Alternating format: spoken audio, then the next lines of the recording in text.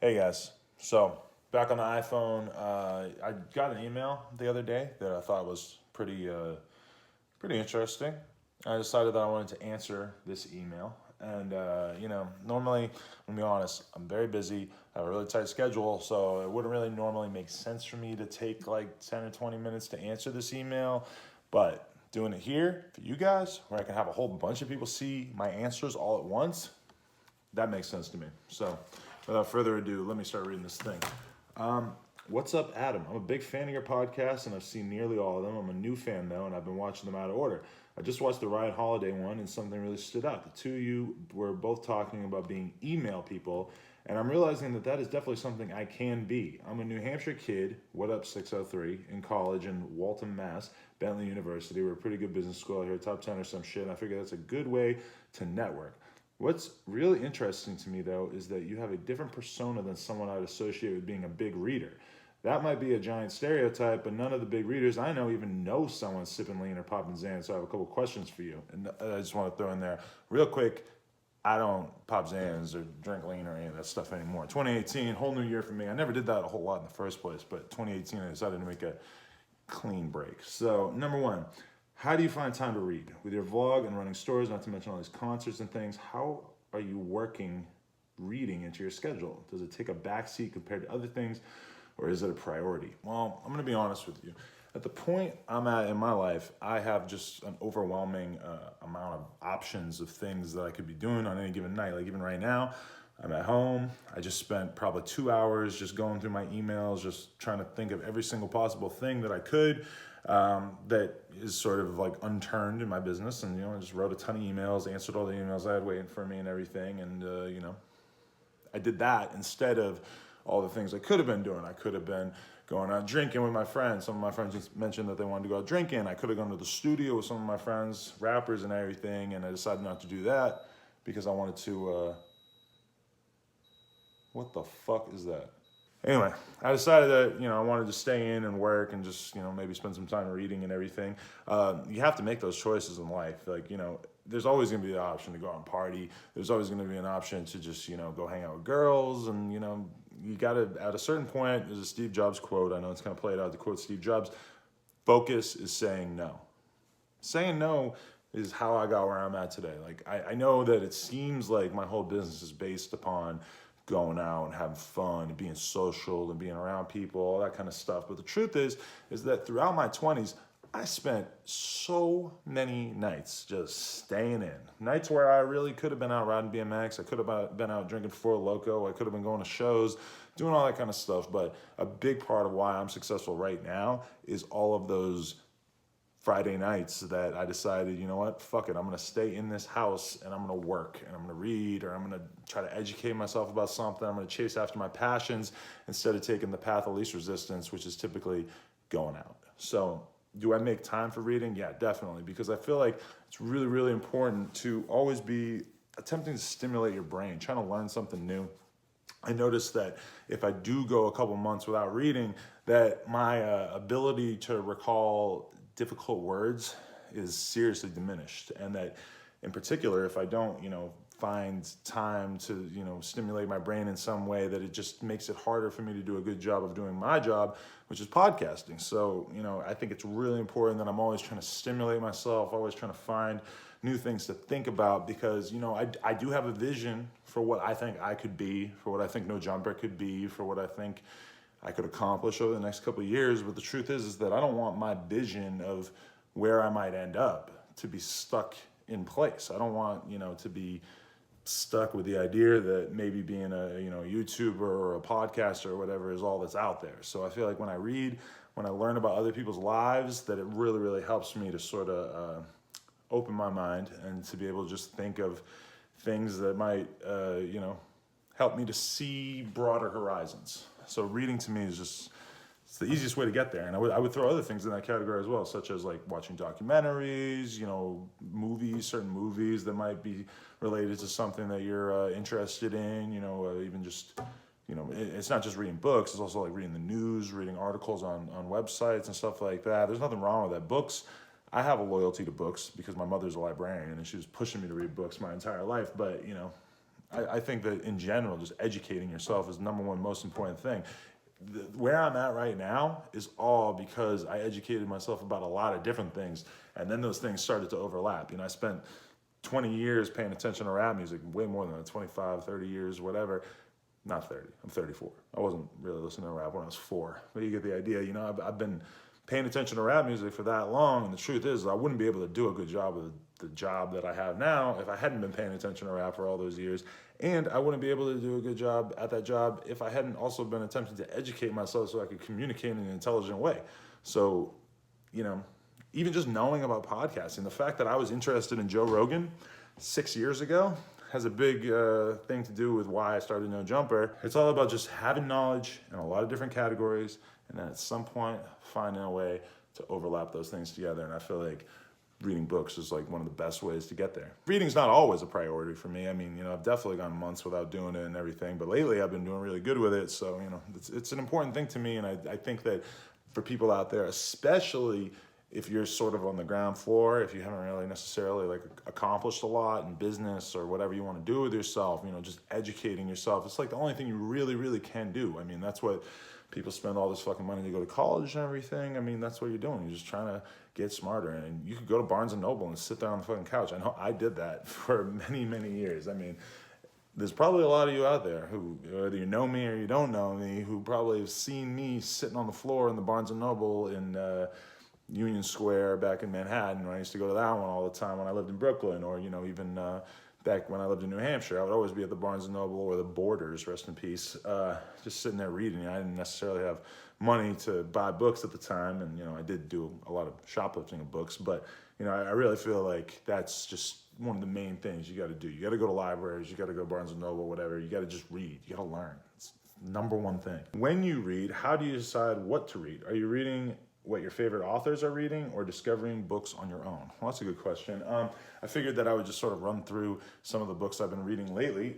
This is a book that I actually just got from my lawyer yesterday. It's called The Song Machine, and it's just basically about how hits are made. It's about all these crazy like factories of sort of songwriters that just have worked together over the past, you know, whatever, 30, 40 years to make some of the biggest hit records. And it's like astounding how some of these people have singularly been responsible for making, you know, dozens of gigantic hit records and making insane amounts of money. And, you know, a lot of times when I'm in conversations with people in the music industry, I feel a little bit out of my depth because I don't necessarily understand, you know, publishing and all this stuff in a way that they do. So I figured this book right here could definitely help me to learn more about the music industry, and that's important to me. I just want to be knowledgeable about that stuff, and I know that if I really learn a lot about the music industry, and that it'll allow me to participate in a better way, and maybe in the future there'll be opportunities that come around because I am going to be more knowledgeable about the music industry thanks to reading books like this.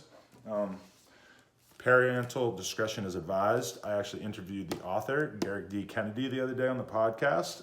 This is basically just a history of NWA, and it's one of the most interesting time periods in rap music. And, you know, I lived through it. Like, NWA was popular rap music when I first started listening to rap, so it never really felt necessary to me to, like, seek out the whole story. I mean, I saw the movie and everything straight out of Compton, but, you know, this was just like a really good experience getting to sort of revisit a story that I already knew, but adding a lot of depth to it and everything, and just sort of helps me to understand like LA street culture in a more in-depth way by reading this. And then also the podcast. I got to go into a podcast with the guy afterwards and pick his brain even further, and that to me is a big part of why I started doing podcasts in the first place, is because I wanted to have an excuse to meet with interesting people and talk to them about what they got going on. So that was a good one. My buddy Ryan Holiday, who was mentioned earlier in this book, he actually sent me this advanced copy, which it's out now. I was actually at the bookstore earlier and I saw it there. But Conspiracy, Peter Thiel, Hulk Hogan, Gawker, and the Anatomy of Intrigue. It's basically about this website, Gawker, that started, I believe, in 2002. And, you know, they sort of innovated like a very in-your-face style of online journalism that hadn't necessarily existed before them. And they did a lot of things that were thought to be maybe just the face of what, you know, news and entertainment on the internet was going to look like moving forward. They outed a lot of people, Peter Thiel being one of them. And then Peter Thiel basically took it upon himself to create a conspiracy to take down Gawker, and he did that by aligning himself with Hulk Hogan, the wrestler who had his sex tape revealed by Gawker. They published his sex tape on their website, even though he himself was not aware that the sex tape was being made. Boom, $100+ million judgment against Gawker. So Peter Thiel, you can say what you want about him. He's a pretty brilliant guy, even though he's also a Trump supporter, which doesn't go so well with me. But he sent me this. I couldn't put it down. I read it in like a day and a half. Incredible book. Doesn't really necessarily have that much of a impact on what I'm doing. I own a media company of sorts. That's kind of my thing. So by reading that, hopefully it'll give me more of an in-depth knowledge of the future, what could possibly take place for media companies. This is one that I'm not done reading this one, but Can't Stop, Won't Stop. Recently, I just went to Barnes & Noble and I was looking around trying to find something new to read, and I found this, and it's a bit of a history of the hip hop generation. You know, it takes you all the way back to fucking Jamaica and the like sort of the origin of the break beat. It takes you to the Bronx when the Bronx was burning. And I just found it, you know, really interesting. I'm not done, obviously. I still got to make more time to read that, but you know, I figured that as long as I'm becoming more and more of a voice in the whole hip hop world, that I might as well sort of try to get more of an in-depth understanding of the roots of the stuff, like from before I even was listening to it. You know, a lot of my hip hop knowledge sort of starts in the early 90s, so it's really interesting to read stuff that goes back into the 70s and the 80s. At the same time that I bought that, I also got this biography of Pimp C, written by Julia Beverly, who was also the brains behind Ozone magazine. And, you know, I'm a huge Pimp C fan, and I just figured I want to see what a fucking gigantic book like this. It's over 600 pages. I just wanted to see what a 600-page Pimp C biography was like, so I definitely am looking forward to reading this. And, you know, will it directly impact my life? I don't know. Maybe I'll do an interview with somebody and they'll be kind of impressed by the fact that I know more about Pimp C than I do right now. I don't know. Anyway, and also shout out to Jordan Peterson. Him and his publisher mailed me a copy of his new book, 12 Rules for Life, An Antidote to Chaos. I'm a big fan of Jordan Peterson. It's a little bit controversial out there. I really don't give a fuck. I think he's a fucking fascinating guy. And I want to read that book because he said he was done to the podcast, so I figured read that whole thing at least. I've watched a whole bunch of interviews with him and everything like that. I figured if I read that, that could be really good research for the podcast, as well as just an interesting read in general. So what was the question? When you read, how do you decide what to read? Well, I would like to shout out Ryan Holiday. If you head on over to his website, he does sort of like a monthly reading list. And it's just an email that you get, and it's always got a ton of interesting books. I probably read like dozens of books thanks to his reading list, and he also has some of that archived on his website, so you could just find out about stuff like that. But overall, like he said to me, or not said to me, but he wrote in a book that every time you read a book, you should always find out about at least one other book from that book, because, you know, they're always referencing sources and everything like that. So it's always good to, like, if you read a good book, try to find at least one book that's referenced in there that you might find interesting. You know, this is all about just being curious and just having that instinct to want to know more about the world. And once you sort of get your brain on that track, things will start to look up for you. Actually, another thing Ryan Holiday said, and he said this about Birdman from Cash Money, which I thought was really interesting. He said that all the smartest people that you'll meet in your life still read. No matter how rich, no matter how successful, they still read. I don't know if that necessarily applies to the younger generation who have sort of grown up without books in their lives so much, but I will say that for the most part, I could kind of agree with that. If you go over to somebody's house and they have a bookshelf full of interesting books, it shows that they've gone out of their way to educate themselves, and that usually aligns itself with people who are successful, people who just take it upon themselves to learn. Moving on from reading, do you set firm goals for yourself, or do you let life happen a bit? Your day-to-day activities are definitely different than mine, so how do you survive the chaos? If you do set goals, how do you decide on them? Well, here's the thing, is that on one hand, I got my email, and every day I pretty much wake up and I look at my email, I look at my texts, and those are things that other people are sort of forcing upon me, you know. Maybe it's a conversation that I started, maybe it's somebody following up on part of that conversation, and, you know, it's very important to me to go in there and do as much as I can to try to, you know, continue on conversations and everything. But then I think it's also really important to, at certain times, just step back and try to, like, figure out, like, what is my life? I have a tendency to take big pieces of poster board, and I'll just draw circles, and I'll just write in each different circle. I'll write, you know, this is one thing that I'm really focused on, and then this is another thing, and then I'll draw little branches coming off of those with different things that I want to address and stuff like that. And I think it really helps me to sort of envision my life and think about all the different moving parts. And it's funny because I'll do this maybe every 4 6 months, something like that, and the graph will change dramatically when I do this. When I did this maybe a little over a year ago, touring was a big one of them. I thought that touring was just going to be a huge part of No Jumper going forward, and I did some tours, and I sort of, I learned a ton, but I basically realized that touring was not going to be a gigantic part of my life. I love going on tour, and I think it's a great way to be able to create content and everything. But it's not a huge part of my life now, even though I did have some successes in that regard. But I'm glad that I got some experience out there and learned so much. And now I have a lot more people in my life who've given me more advice about what a touring business under No Jumper might look like. But I wouldn't have known that if I didn't try. So it's all about just trying different things. And then also, you're right, there's an element of chaos. Like, a lot of times I'll have my email just stuffed to the fucking brim, all this different stuff that I got to do. And then I'll go to the store, and then Famous Dex will hit me up and say, hey, I want to shoot a video. Or, a bunch of rappers that I'm friends with will come through and stuff. And, I'll just basically have to roll with it. And, maybe my emails don't get answered that day. And that's just a part of life, too, is that you just have to accept that sometimes you get opportunities, sometimes things happen, and you just sort of roll with it. But, I also, if that does happen, like if I miss out on 8 hours worth of work because somebody came through and wanted to shoot a video or wanted to do something, I ended up just hanging out with people, stuff like that. Okay, well, maybe I'm not going to get as much sleep that night because I'm going to have to get those emails done too. It's like, even if you're going to fuck around, even if you're going to have fun, it's like you still got to reel yourself back in and take care of the stuff that is important to you regardless. Changing topics again, where did you get the idea to sponsor a tour? What gave you the confidence that it would work? I'm wondering less though about your confidence in the talent, but more in the ability of your promotion and management. Like I said earlier, that was just something I wanted to try out. I just figured, hey, it makes sense. I got this No Jumper brand. I'm growing it. I'm doing vlogs. If I organize a tour, it would be a really great way to be able to make a bunch of vlog content, go on the road, sort of just have fun like that. And then, also just increase the brand in a new and exciting way. And it just so happens that the first tour we did was Lil Pump, Smokepurpp. Obviously, both of their careers exploded from there. Like, they both had less than 100,000 followers when we did that tour, and obviously things have just gone completely batshit for both of them. And partially it was good timing, partially it was me just knowing what's up because I had a really strong feeling that they were going to explode.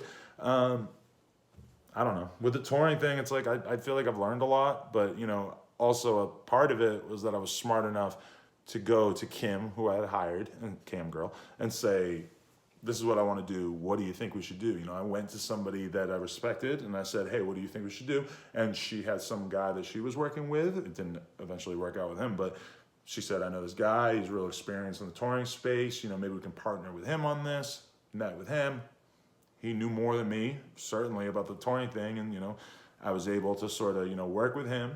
Yeah, he took a percentage of the money that we made on that tour, but I also learned a shitload from just partnering with somebody that had more experience. And that's one thing you really got to keep in mind, is that a lot of times hiring somebody is the best way to learn, because there's people in life that you just aren't going to be able to just tap into their knowledge unless you give them money. So for me now, that's something that I would consider doing, if there's somebody that is an expert in something and you don't have any other kind of leverage to be able to have a conversation with them or to be able to, sort of learn from them, hire them. So that's what I did. I gave this guy a percentage of that tour, and we did the tour together, and it didn't really work out the way it was supposed to, but it was a good idea. So, in general, I would say that touring it's a different part. I have a different outlook on it now because, like say I was going to go hop on a tour with, some Lil Pump and Smokepurpp again. So let's say I was going to try to get involved in a tour in that way. Well, they already know how much they want to get paid.